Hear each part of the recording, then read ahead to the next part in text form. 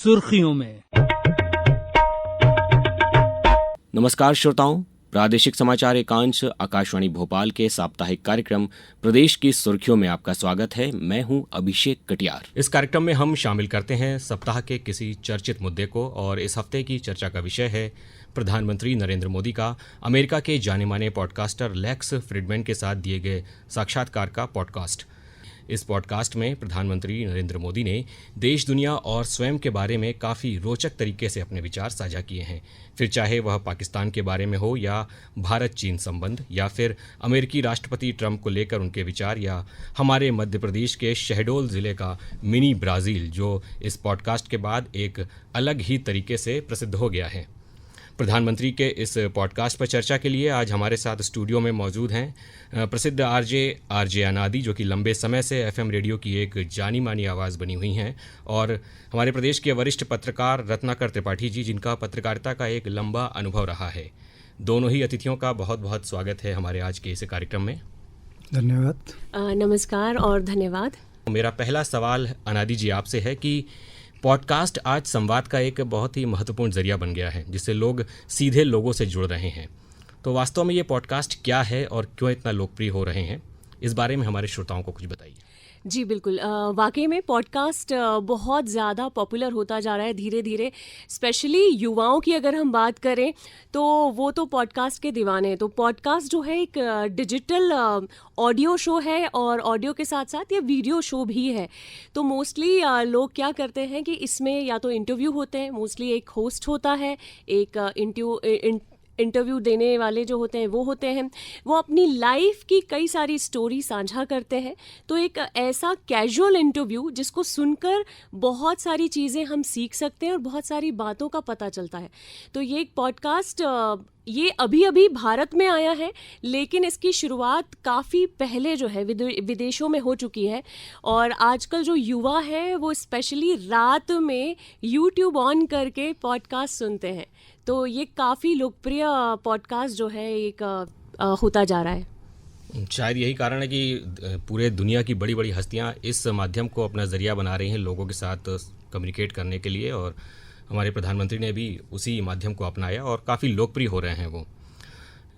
अगला सवाल रत्नाकर सर आपसे है कि इस पॉडकास्ट में भारत की सांस्कृतिक धरोहर और विविधता के बारे में प्रधानमंत्री श्री नरेंद्र मोदी ने बात की। क्या आपको लगता है कि इन पहलुओं को वैश्विक मंचों पर और अधिक प्रमुखता दी जानी चाहिए? देखिए, निश्चित रूप से मैं आपके इस क्वेश्चन के साथ एक चीज़ और ऐड ऑन करना चाहूँगा कि इसे अंतर्राष्ट्रीय मंच पर ऑलरेडी बहुत अधिक तवज्जो मिलने लगी है। भारत एक ऐसा देश है, और सिर्फ भारत की क्यों बात करें, छोटा सा उदाहरण हम अगर मध्य प्रदेश का ही ले लें। मध्य प्रदेश में आप जिस ज़िले में एंटर करते हैं, जिस ज़िले में आपकी पहुंच होती है, वहाँ आप पाते हैं कि दूसरे ज़िले के मुकाबले वहाँ की संस्कृति में कुछ बदलाव है, वहाँ की सांस्कृतिक विविधता अलग है। तो जो एक पूरा देश ही जब इस तरीके के परिवेश वाला माहौल हो, तो आप ये समझ लीजिए कि भारत के अंदर भारत नहीं एक लघु विश्व बसता है। तो जिस देश में इस तरीके की विविधताएं और वो भी विशेषताओं के साथ मौजूद हों, तो निश्चित रूप से उसे आगे बढ़ाने की ज़रूरत है। ऐसे पॉडकास्ट से मोदी जी ने जिस तरीके की बातें की हैं, या मन की बात में भी वो जिस तरीके के हिंदुस्तान की ऐसी विविधताओं का जिक्र करते हैं, उदाहरण के साथ में करते हैं, तो उससे निश्चित रूप से इन चीज़ों को वैश्विक मानचित्र पर अब स्थान तो पहले से मिला हुआ था, लेकिन अब उन्हें वैश्विक मानचित्र पर एक महत्व भी खास तरीके से मिलने लगा है। और निश्चित रूप से इस पॉडकास्ट के बाद इस प्रक्रिया में और वृद्धि होगी। अनादि जी, आपसे अगला सवाल है मेरा। प्रधानमंत्री ने अपने इस पॉडकास्ट में युवा पीढ़ी के बारे में अपनी बात रखी। भारत में युवा शक्ति को सशक्त बनाने के लिए आपके विचार से और कौन कौन से कदम और रणनीतियां हैं जो महत्वपूर्ण हो सकती हैं? बिल्कुल, उन्होंने युवाओं के ऊपर जो बात करी वो वाकई में बहुत अच्छी बातें उन्होंने कही हैं। और अगर युवा समझे कि उन्होंने किस तरह से अपनी पर्सनल लाइफ के बारे में बताया है कि किस कठिनाइयों से उन्होंने अपना लाइफ बिताई है, लेकिन उसके बावजूद वो कठिनाइयों को मुश्किल से, आज के युवा जो हैं वो छोटी छोटी परेशानियों से परेशान हो जाते हैं और बोलते हैं हम डिप्रेशन में हैं, हम अवसाद में आ चुके हैं। तो ये बहुत ही छोटी छोटी चीज़ों से, लेकिन उन्होंने ये बात कही कि उनके लिए कठिनाइयाँ जो है वो विश्वविद्यालय हैं, यूनिवर्सिटी का काम किया है। तो उस पॉडकास्ट जो है उसके ज़रिए बहुत सारे युवा पहले तो तो ये समझें कि कोई भी परेशानियां, कठिनाइयां जो हैं, ये जो हमारे जीवन में आ रही हैं, वो हमें एक नेक्स्ट पड़ाव पर लेने के लिए ले जा रही हैं।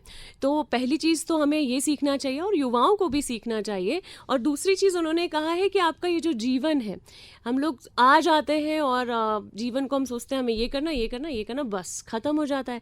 लेकिन उन्होंने कहा कि हमारा जो लाइफ है, हम क्यों आए हैं, किस लिए आए हैं, दूसरों की सेवा के लिए आए हैं। और ये बात बिल्कुल सही है कि कई तरह की अगर हम बातें करें तो जो सेवा है, अगर बहुत सारी चीज़ें हमारे पास आ जाएं, नए नए फ़ोन आ जाएं, गाड़ियाँ ले लें, वो 5 दिन, 10 दिन, महीने भर अच्छी लगेंगी, लेकिन जो सेवा भाव है, अगर आप किसी की सेवा करते हैं ना, तो जो अंदर से खुशी मिलती है वो अलग ही होती है। ये बात हमारे प्रधानमंत्री मोदी जी ने बोली। और जितने भी युवा हैं, अगर जिन्होंने ये पॉडकास्ट नहीं भी सुना है, तो मैं तो ये कहूँगी कि इस पॉडकास्ट को पूरा सुने, क्योंकि ये आपकी लाइफ बदल सकता है। बिल्कुल ठीक कहा आपने रनादी जी, क्योंकि खुद जब वे हमारे प्रधानमंत्री जी युवा थे, उसका जो उन्होंने जिक्र किया वो युवाओं के लिए एक प्रेरणास्पद बात ज़रूर है और युवाओं को सुनना चाहिए। इस पॉडकास्ट में माननीय प्रधानमंत्री जी ने हमारे मध्य प्रदेश के शहडोल ज़िले के एक गांव का जिक्र किया, जिसे मिनी ब्राज़ील भी कहा जाता है, जहां हर घर से कोई ना कोई एक फुटबॉल खिलाड़ी है। हमारे यहाँ मध्य प्रदेश करके एक स्टेट है सेंट्रल पार्ट ऑफ इंडिया में। वहाँ शहडोल करके एक डिस्ट्रिक्ट है। वहाँ सारा ट्राइबल बेल्ट है, काफी लोग ट्राइबल लोग रहते हैं। तो मैं वहाँ ट्राइबल विमेन के जो सेल्फ हेल्प ग्रुप चलते हैं, उनसे बातचीत करने का मुझे एकदम पसंद आता है ऐसे लोगों से बातचीत करना। तो मैं मिलने गया था, लेकिन वहां मैंने देखा कि कुछ स्पोर्ट्स के ड्रेस में पहने हुए 80-100 नौजवान, छोटे बच्चे, थोड़े नौजवान, थोड़ी बड़ी आयु के सब लोग एक ही प्रकार। तो मैं स्वाभाविक उनके पास गया। तो मैंने कहा, भाई आप लोग कहाँ से हैं सब? तो बोले हम मिनी ब्राजील से हैं। मैंने कहा, ये मिनी ब्राजील क्या है भाई तेरा? नहीं, बोले हमारे गांव को लोग मिनी ब्राजील कहते हैं। मैंने कहा, कैसे मिनी ब्राजील कहते हैं? बोले हमारे गांव में से हर परिवार में 4-4 पीढ़ी से लोग फुटबॉल खेलते हैं। नेशनल प्लेयर 80 के करीब हमारे गांव से निकले हैं। पूरा गांव फुटबॉल को समर्पित है। और वो कहते हैं कि हमारे गांव का एनुअल मैच जब होता है तो 20-25 हजार दर्शक आसपास के गांव से लोगों से आते हैं। तो भारत में फुटबॉल का जो इन दिनों क्रेज बढ़ रहा है, मैं उसके शुभ संकेत मानता हूं, क्योंकि टीम स्पिरिट भी पैदा करता है। ये हमारे प्रदेश और शहडोल ज़िले के लिए कितना महत्वपूर्ण है, क्योंकि इसको एक अलग पहचान मिल गई है इस चर्चा के बाद में। आपसे सर जानना चाहूँगा। देखिए, बहुत बड़ी बात अपने आप में ये होती है जब एक बहुत छोटी सी जगह के एक बड़े नवाचार को इस तरीके से वैश्विक रूप से मान्यता मिले, सारी दुनिया में उसका जिक्र हो।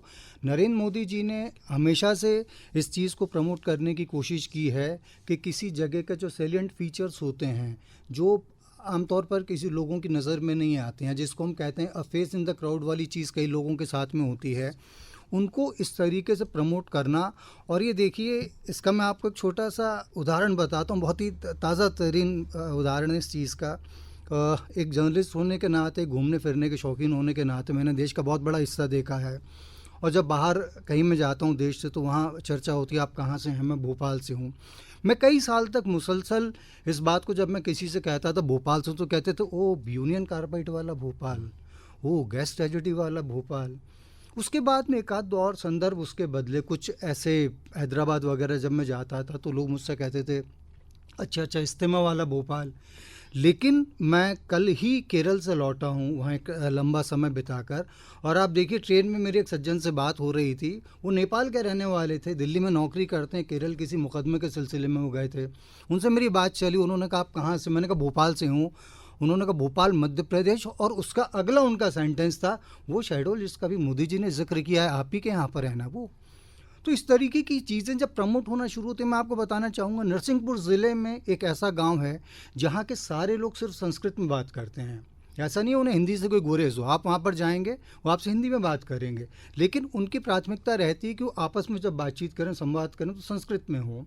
या जैसा हमारा ग्वालियर चंबल का भिंड का वो इलाका जहाँ से सबसे ज़्यादा इस प्रदेश से लोग सेना में भेजे जाते हैं, जो शेखावटी राजस्थान का उसको टक्कर देता वो इलाका है वो वाला। तो जब इस तरीके की छोटी छोटी उपलब्धियों वाली चीज़ें जो हैं वैश्विक रूप से सामने आने लगती हैं और प्रधानमंत्री उसका जिक्र करें, विदेशी मीडिया के साथ जिक्र करें, और इस जिक्र वाली चीज़ों का अमेरिकन राष्ट्रपति जो डोनाल्ड ट्रंप जो हैं वो ख़ुद उसको शेयर अगर करते हैं, तो आप ये सोचिए कि आपके मध्य प्रदेश का एक शहडोल ज़िला, आदिवासी बहुल्य ज़िला पूरे विश्व में आज सुना जा रहा है। तो जब इस तरीके की चीज़ें प्रमोट होंगी तो निश्चित रूप से मध्य प्रदेश एक और अलग पहचान हासिल करेगा। और मैं तो इस सेट कर एक चीज़ें कहना चाहूँगा कि बीच में कंसेप्ट चला था मध्य प्रदेश के लिए कि एक ज़िला एक उत्पाद, 1 डिस्ट्रिक्ट 1 प्रोडक्ट, लेकिन अब मुझे लग रहा है कि धीरे धीरे इस तरीके का जो शेड्यूल जो सामने आया है, या नरसिंहपुर की जो मैं बात कर रहा हूँ या भिंड की जो मैं बात कर रहा हूँ, तो ये होगा धीरे धीरे मध्य प्रदेश के लिए हम कह सकेंगे एक ज़िला एक खासियत, एक ज़िला एक खूबसूरती, और उसको ये प्रमोट करने का काम मोदी जी ने इस पॉडकास्ट में किया है। और मुझे लगता है कि आप भी इस बात से सहमत होंगे। क्या कहना बिल्कुल है? बिल्कुल रत्नाकर जी ने बहुत अच्छी इन्फॉर्मेशन दी है। और सर शहडोल मतलब पहले अक्सर हम सुनते थे बड़ी बड़ी सिटी, मेट्रो सिटी ही खास होती थी, लेकिन इस पॉडकास्ट के थ्रू जब ऐसा बोलते हैं ना, कोई बड़ा व्यक्ति कोई बात दृष्टि डालता है तो बहुत सारे लोग उस पर दृष्टि डालने लगते हैं। तो ऐसा ही हुआ है शहडोल के साथ भी। शहडोल का वो जो एक गांव है विचारपुर, उस गांव में जहां पर 80 या 100 से ज़्यादा खिलाड़ी नेशनल प्लेयर निकले फुटबॉल में, तो ये बात शायद मुझे भी नहीं पता थी और मेरे जैसे बहुत सारे लोगों को नहीं पता होगी, लेकिन इस पॉडकास्ट के थ्रू पता चली है, जिसको मिनी ब्राज़ील जो है इस नाम से जाना जाता है। और उसके बाद से इस तरह का मेरे अंदर वो आया कि मैंने पूरा का पूरा विकिपीडिया और गूगल देख लिया कि ये कहाँ पर है। बात भी बहुत ईमानदारी से मैं भी इस बात को मानता हूँ कि मुझे भी इससे पहले तक इस गांव के बारे में नहीं पता था कि वहाँ पर उसको मिनी ब्राज़ील कहा जाता है और वहाँ पर इस तरीके के, तो क्योंकि मोदी जी लगातार इस तरीके की चीज़ों को एक्सप्लोर करते आ रहे हैं। लेकिन हाँ, एक बहुत अच्छी गति दी है उन्होंने इस दिशा में प्रगति को कि देश के छोटी छोटी जगहों को वैश्विक मानचित्र पर जगह दिलाएं, और ये उसका एक और बहुत बड़ा उदाहरण है। प्रधानमंत्री नरेंद्र मोदी जी ने जलवायु परिवर्तन और पर्यावरण संरक्षण की आवश्यकता पर जोर दिया है अपने इस पॉडकास्ट में। आपको क्या लगता है भारत को इस दिशा में किस प्रकार का कदम उठाने की ज़रूरत है, क्योंकि ये एक वैश्विक समस्या है? मुझे लगता है कि भारत को इस दिशा में अब कदम उठाने की नहीं बल्कि कदम तेज़ करने की ज़रूरत है, क्योंकि पर्यावरण से जुड़ा जो सबसे बड़ा एक इशू होता है वो होता है गंदगी का, सफाई का। तो प्रधानमंत्री नरेंद्र मोदी जी ने जो स्वच्छ भारत अभियान शुरू किया, महात्मा गांधी के अवधारणा से उसको जोड़ा था, पर्यावरण संरक्षण की दिशा में अपने आप में एक बहुत बड़ा कदम था। मुझे आज भी ख्याल है कि कुछ साल पहले, करीब 1.5 दशक पहले, पर्यावरण को लेकर बहुत बड़ी चिंता की बात तब शुरू हुई थी जब ये कहा गया था कि ओजोन लेयर के चलते पूरी पृथ्वी का अस्तित्व खतरे में है। तब मैंने देखा था सरकार के स्तर से भी, मैं किसी व्यवस्था की बात नहीं कर रहा हूँ, लेकिन चूँकि एक हुकूमत देश को संचालित करती हैं, तो उस समय मैंने देखा था कि सरकारों ने इस पर चिंता जाहिर की थी। किताबों में, अखबारों में और जो मीडिया के माध्यम रहते हैं, इनमें भी काफ़ी चर्चाएं हुई थी कि ज़मीन से 30 किलोमीटर ऊपर ओजोन लेयर में एक छेद हो गया है, उससे ये हो सकता है, वो हो सकता है, तमाम किस्म की चीज़ें। लेकिन इस दिशा में क्या किया जाना चाहिए, उसको आम जनता से जोड़ने का पहली बार अगर किसी ने काम किया है तो स्वच्छता अभियान के जरिए प्रधानमंत्री नरेंद्र मोदी ने किया है। मोदी जी ने स्वच्छता अभियान के जरिए पर्यावरण की रक्षा, और पर्यावरण की रक्षा के जरिए पूरा ये जो एक बहुत ही ग्लोबल जो एक संकट है, जो जलवायु परिवर्तन की बात हो, चाहे ग्लोबल वार्मिंग की बात हो, तो इन सब से सीधे सीधे आम जनता को जोड़ा। तो इसलिए मेरा ये कहने का आशय ये है कि इस दिशा में भारत को कदम उठाने की नहीं, बल्कि भारत जो कदम ऑलरेडी उठा चुका है उनको और गति प्रदान करने की ज़रूरत है। तो ये लोगों के बीच में जो एक चेतना का संचार हुआ है, उसका कुछ क्रेडिट, कुछ नहीं, काफ़ी क्रेडिट आप नरेंद्र मोदी जी को दे सकते हैं। प्रधानमंत्री जी ने अपने इस पॉडकास्ट में आत्मनिर्भर भारत के दृष्टिकोण पर भी काफ़ी प्रकाश डाला है। आज हम पूरे विश्व में कई सारे सेक्टर्स में सेल्फ डिपेंड हो गए हैं, हमें दूसरे देशों का मुंह नहीं देखना पड़ता। इस बिंदु को आप किस तरीके से देखते हैं? देखिए, आप जो बात कर रहे हैं, हम रक्षा उत्पादन क्षेत्र में जो हमने अपनी क्षमताएं विकसित की हैं, निश्चित रूप से जो हमारी एक डिपेंडेंसी हुआ करती थी भारत की, हमने तो वो दौर देखा है जब हम स्कूल में पढ़ा करते थे। तब हम गर्व के साथ एक चीज़ कहते थे, वो अब शर्म आती है वो सोचकर, लेकिन तब गर्व के साथ कहा करते थे कि अमेरिका अगर पाकिस्तान के साथ है तो रूस हमारे साथ है। मतलब ये था कि हम ये देखते थे कि हमारा माई बाप कौन है इस दुनिया में। और उसकी वजह ये थी क्योंकि वो दौर था जब भारत ऐसा था जिसमें अनाज तक नहीं था। अगर आपको ख्याल हो, नहीं ख्याल हो, लेकिन मेरी पीढ़ी ने तो बचपन में उस चीज़ को देखा था। उस समय पर भारत में खाद्यान्न की इतनी कमी थी कि अमेरिका ने अपने यहाँ से हमारे यहाँ पर वो अनाज भेजा था जो उस देश में जानवरों के खाने के लिए भी प्रतिबंधित था। लेकिन चूंकि हमारे पास अनाज नहीं था तो हमारे ऊपर वो एहसान भी किया गया और हमारे यहाँ वाला अनाज भी भेजा गया, जिसके काफ़ी दुष्प्रभाव सामने आए थे। उसके बाद में कहा गया कि चूंकि आपके यहाँ पॉपुलेशन बहुत अधिक है इसलिए आपके देश में इस तरीके की समस्याएं हैं, क्योंकि आपने देश को आत्मनिर्भर बनाने की कोशिश नहीं की। लेकिन आज की डेट में जो हम देख रहे हैं, मेक इन इंडिया की बात हो जाती है, या जैसे मैंने आपसे कहा कि रक्षा क्षेत्र में हम अपने उत्पाद खुद स्थापित कर सकते हैं, तो ये उस भारत का निर्माण प्रधानमंत्री नरेंद्र मोदी कर रहे हैं जिस भारत के निर्माण की कोशिश महात्मा गांधी ने स्वाधीनता संग्राम के समय की थी। उनका यही तो कहना था कि आप स्वदेशी उत्पाद अपनाइए, अपने देश का कॉटन जो है, सूत जो है, उसको विदेश जाने से रोकिए आप। अंग्रेज उसको यहाँ से ले गया और वो अमीर बन गया। हम यहाँ पर बैठे बैठे उस मामले में कंगाल होते चले गए।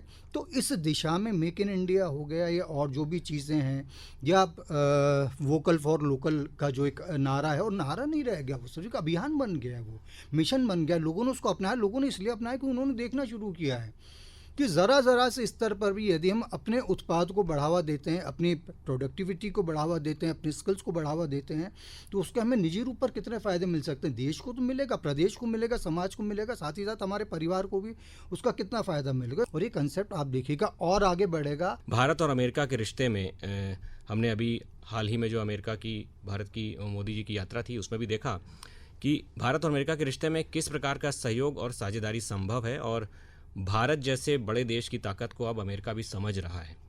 चाइना ने भी अभी इस पॉडकास्ट की हम बात करें तारीफ करी है, तो इसको किस नज़रिए से देखते हैं सर? इस विषय में आपकी राय जानना चाहेंगे। देखिए, आज का जो दौर है ग्लोबलाइजेशन वगैरह की बात से भी बहुत पहले से एक बात बहुत स्थापित है इस दुनिया में कि जो बड़ी ताकतें हैं वो हर दूसरे राष्ट्र का अपने फ़ायदे के लिए इस्तेमाल करना चाहती हैं।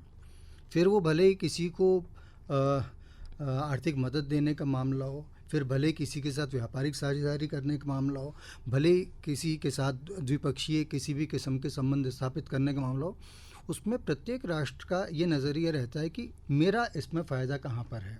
जो हम फिगर देखते हैं कि अमेरिका में आज की डेट में कितने हिंदुस्तानी हैं, कितनों को वहाँ पर ग्रीन कार्ड मिल चुका है, कितनों को वहाँ की नागरिकता मिल चुकी है।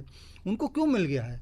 क्या इसलिए कि वो हिंदुस्तानी है? क्या इसलिए कि वो एक नंबर है कि भाई हमारे इतने करोड़ लोग आ गए, यहाँ पर इतने लाख लोग आ गए? नहीं, इसलिए क्योंकि उन लोगों के अंदर एक पोटेंशियल था, उन लोगों के अंदर वो क्षमता थी जो अमेरिका के विकास में वो लोग भागीदार हो सकते थे, हो रहे हैं। तुलसी गबार्ड की हम बात कर रहे हैं जो वहाँ की खुफिया विभाग की प्रमुख बनाई गई हैं। सुनीता विलियम्स की आप बात कर लीजिए। तो इस तरीके के लोग हिंदुस्तानी मूल के थे, अपने परिवार के साथ वहाँ गए, अपनी क्षमताओं को उन्होंने परिचय दिया और क्षमताओं का परिचय देने के साथ वहाँ पर स्थापित हो गए। तो अमेरिका की इकोनॉमी को आगे बढ़ाने में भारतीय वहाँ के जो लोग काम कर रहे हैं वहाँ पर, जिन्होंने बड़े वहाँ पर अपनी इंडस्ट्रीज़ के क्षेत्र में अन्य जगहों पर जिन्होंने अपनी पैठ बनाई है, उन लोगों ने उस देश के विकास में अहम योगदान दिया है। और 2014 के बाद, और मैं बिल्कुल साफ कहूँगा इस बात को, क्योंकि 2014 से पहले माहौल हुआ ही नहीं करता था। यहाँ से रहता था कि अमेरिका जो लोग जाते थे मगर किसी बात का क्या करता है, पेट्रोल पंप पे काम करता है, इतने डॉलर्स एक दिन के कमा लेता है वो। लेकिन अब आप देखिए जो वहाँ से छन छन के जो किस्से हमारे सामने आते हैं कि फलाने ने कितनी तरक्की की है, कौन कहाँ पहुँच गया है वहाँ पर। लोग बड़े गर्व के साथ आज के डेट के वहाँ बताते नहीं हम इंडियन ओरिजिन के हैं। और दूसरा, चूँकि अब भारत आत्मनिर्भर बन गया जैसी अभी हमने चर्चा की थी, और भारत ने अपनी उत्पादन क्षमताएं विकसित की हैं, भारत ने कई क्षेत्रों में दिखाया है कि हम क्या कर सकते हैं, तो उसके चलते अमेरिका हमारा एक अच्छा बाज़ार बनेगा, हम उसके एक अच्छे सहायक बनेंगे और ये जो द्विपक्षीय जो व्यापारिक और जो आयात निर्यात की जो क्षमताएं रहती हैं, आप ही देखिएगा इनमें और वृद्धि होगी, ये सुनिश्चित है और ये मेरी कामना भी है। प्रधानमंत्री श्री नरेंद्र मोदी ने अपनी बातचीत में भारतीय राजनीति और शासन की दिशा पर चर्चा की। आपको क्या लगता है कि भारत की जो नीतियां हैं वो वैश्विक चुनौतियों का सामना करने में सक्षम है? एक बात तो मैं सबसे पहले बताना चाहूँगा कि इस दुनिया में कोई भी नवाचार चुनौती विहीन नहीं रहा। अगर किसी इनोवेशन के सामने चुनौती नहीं थी तो फिर वो सफल भी नहीं हो पाया है। भारत जिन बदलावों के दौर से गुजर रहा है, उसके सबसे बड़ा जो जटिल पहलू रहा वो ये रहा कि लंबे समय तक उस बदलाव को लेकर एक जड़ता की स्थिति बनी रही कि 5 ट्रिलियन इकोनॉमी का जो हम लक्ष्य लेकर चला था भारत, उसमें बहुत अधिक हद तक अब हमें सफलता मिलती दिख रही है।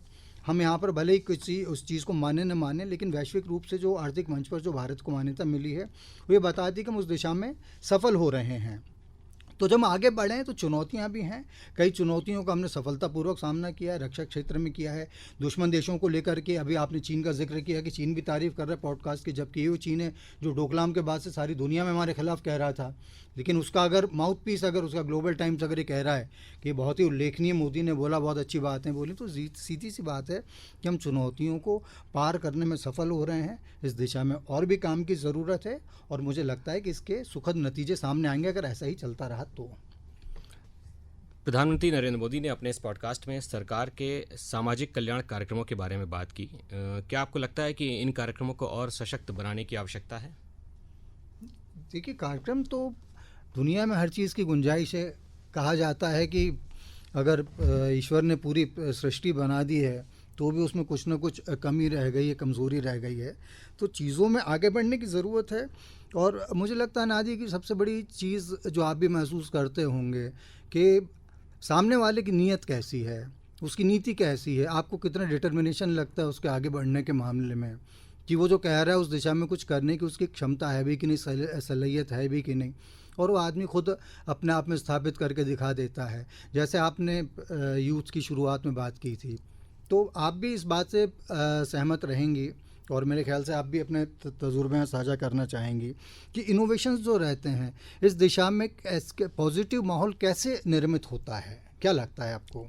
बिल्कुल सर, अगर हम बात करें वैश्वीकरण की, जो कि मोदी जी ने अपने पॉडकास्ट में कहा है, तो उन्होंने एक और बात बोली है कि एआई मतलब आर्टिफिशियल इंटेलिजेंस जो है, इस पर भी बात की है और कहा है कि एआई जो है हमारे भारत के बिना अधूरा है और दुनिया कुछ भी कर सकती है लेकिन भारत के बिना एआई बिल्कुल अधूरा रहेगा। तो एआई पर उन्होंने बात करी। पॉडकास्टर ने पूछा उनसे तो उन्होंने कहा कि भाई एआई जो है, आप गलत कह रहे हैं कि हमारा भारत अभी पीछे है, हम लोग इससे बेहतर और आगे की तरफ जा रहे हैं। दुनिया एआई के लिए कुछ भी कर ले, भारत के बिना एआई अधूरा है। बहुत जिम्मेवार स्टेटमेंट मैं कर रहा हूँ। देखिए, एआई के संबंध में आपके अपने अनुभव क्या है? मैं खुद, आपने मेरा भाषण तो सुना पेरिस वाला और उसको बाय एंड लार्ज वाले जगह, क्या कोई अकेला एआई को डेवलप कर सकता है क्या? यहाँ हर कोई एक दूसरे को अपने एक्सपीरियंस और लर्निंग से सपोर्ट कर सकता है और इंडिया सिर्फ इसका मॉडल नहीं बना रहा बल्कि स्पेसिफिक यूज केसेस से के हिसाब से एआई बेस्ड एप्लीकेशंस को भी डेवलप कर रहा है। रियल इंटेलिजेंस के बिना आर्टिफिशियल इंटेलिजेंस का भविष्य नहीं हो सकता है और रियल इंटेलिजेंस जो है वो भारत के यूथ टैलेंट पूल में है। एआई को लेकर भी जो नरेंद्र मोदी जी ने जो बात कही है, उससे हमारा आत्मविश्वास और बढ़ता है। सारी दुनिया उस चीज़ को मान रही है और मैं आपसे एक बात फिर कहना चाहूँगा कि जिस तरीके से मोदी के कहे को मान्यता मिल रही है, जिस तरीके से हम ये बात कर रहे हैं कि सामाजिक कल्याण के कार्यक्रमों को भी, अब विज्ञान चूँकि है, सामाजिक कल्याण का भी अपना एक विज्ञान रहता है, उसका एक साइंस होता है बहुत बड़ा। इसीलिए जब हम सोशल साइंस का एक टॉपिक जब हम पढ़ा करते हैं तो उसका मतलब है सामाजिक विज्ञान। तो उस दिशा में भी सामाजिक कल्याण कार्यक्रमों की ताकत को हम ऐसे समझ सकते हैं कि जब कल्याण से जुड़ी हुई बातें आगे की तरफ बढ़ना शुरू होती हैं, तभी माना जाता है कि कोई एक देश अपने लोगों के कल्याण की चिंता करते हुए आगे बढ़ रहा है। और जब उनके सार्थक परिणाम सामने आते हैं तो जो एक सकल एक जो वृद्धि होती है, जो एक पूरा माहौल बनता है वृद्धि का, जो विकास का एक पूरा माहौल बनता है, उसके चलते सामाजिक कल्याण कार्यक्रमों को, जैसा आपने सवाल पूछा, उन्हें और ज़्यादा तवज्जो देना बहुत बड़ी ज़रूरत है। और एक अनंत प्रक्रिया अनंत काल तक चलती रहेगी और इसके अनंत उपलब्धियां भी सामने आएंगी यदि ईमानदारी से, साफ नीति और नीयत के साथ आगे बढ़ा जाए। प्रदेश की इस हफ्ते की सुर्खियों में एक सार्थक चर्चा हुई प्रधानमंत्री के लेक्स फ्रिडमैन के साथ हुए पॉडकास्ट के बारे में, जिसमें कि हमारे प्रधानमंत्री ने काफ़ी सारे मुद्दों पर एक रोचक तरीके से चर्चा की, जो कि आज पूरे देश और दुनिया भर से लोग जुड़ चुके हैं उस पॉडकास्ट के माध्यम से और जानकारी ले रहे हैं। श्रोताओं, हमें आशा है कि आपका भी ज्ञानवर्धन इस सार्थक चर्चा से हुआ होगा। हमारे दोनों मेहमान हमारे साथ इस चर्चा में शामिल हुए, आपका बहुत बहुत धन्यवाद। धन्यवाद, नमस्कार। थैंक यू, नमस्कार। तो श्रोताओं, प्रदेश की सुर्खियों में आज के लिए इतना ही। अगले हफ्ते इसी समय इसी दिन फिर होगी मुलाकात। नमस्कार। सुर्खियों में